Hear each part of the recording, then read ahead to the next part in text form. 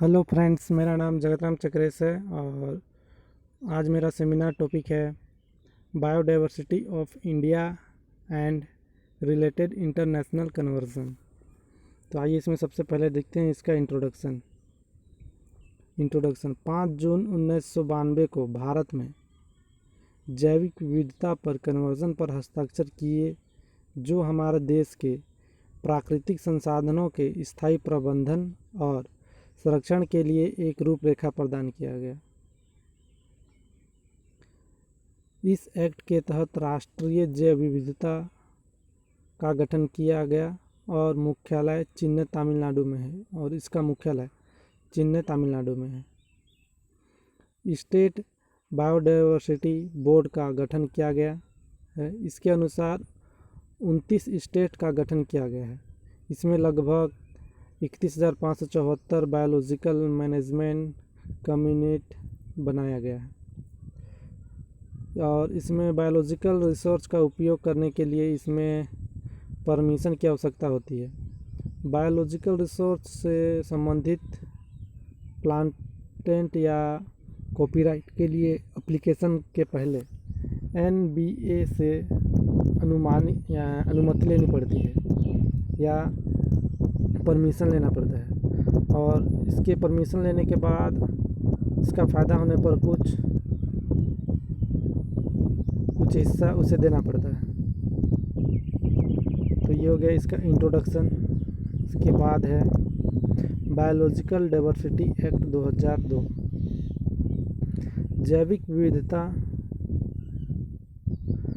अधिनियम 2002 भारत में जैविक विविधता के संरक्षण के लिए भारत की संसद का एक अधिनियम है और पारंपरिक जैविक संसाधनों और ज्ञान के उपयोग से उत्पन्न होने वाले लाभ या लाभदायक सामान को साझा करने के लिए एक तंत्र प्रदान किया गया है या तंत्र प्रदान करते हैं।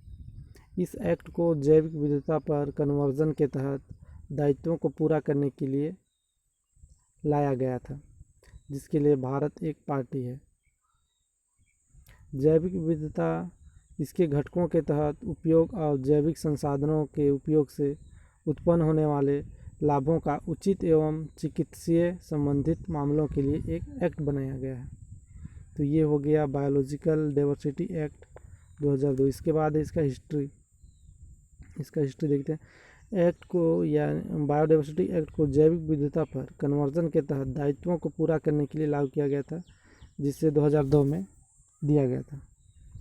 ये हो गया इसका हिस्ट्री। इसके बाद है बायोलॉजिकल या बायोडाइवर्सिटी एंड बायोलॉजिकल रिसोर्स। इसके तहत जैविक विविधता के अधिनियम को धारा 2 के तहत परिभाषित किया गया है।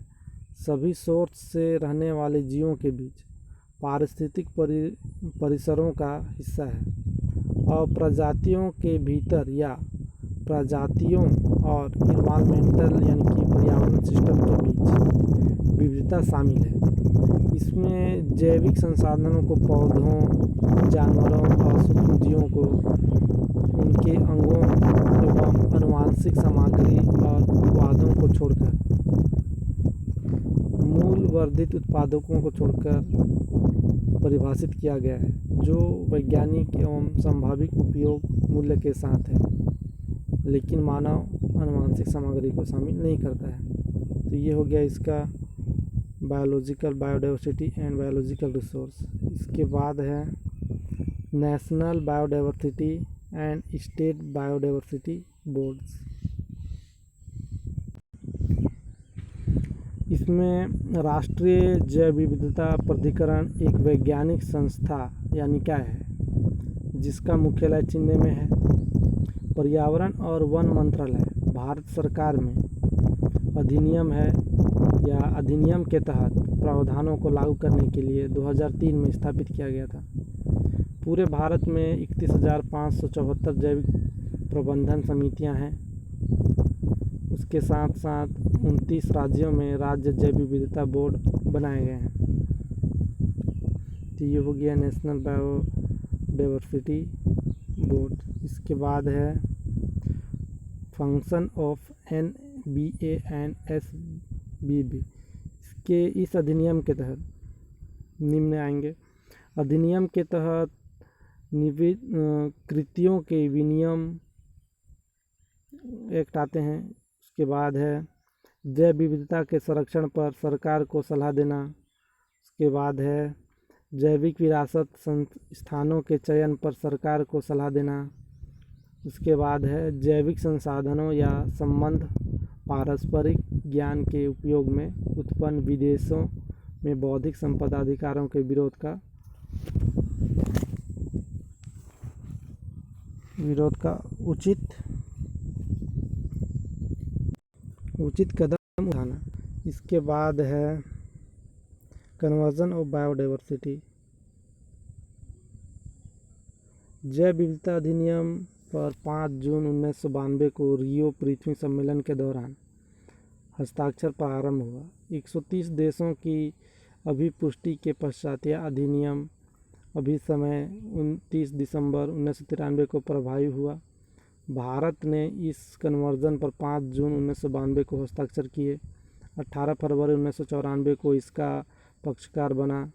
वर्ष 2018 में कन्वर्जन के प्रभावी होने के 25 वर्ष हो गए। इस कन्वर्जन के मुख्य उद्देश्य हैं जैव विविधता का संरक्षण, इसके घटकों का सतत या सतत उपयोग एवं आनुवंशिक संसाधनों के उपयोग व लाभों का उचित एवं समान हिस्सेदारी, आनुवंशिक संसाधनों के उपयोग के लाभों का उचित हिस्सेदारी तथा प्रासंगिक प्रौद्योगिकी का उचित अंतरण भी शामिल है। तो ये हो गया इसका कन्वर्जन ऑफ बायोडाइवर्सिटी। इसके बाद है कंक्लूजन।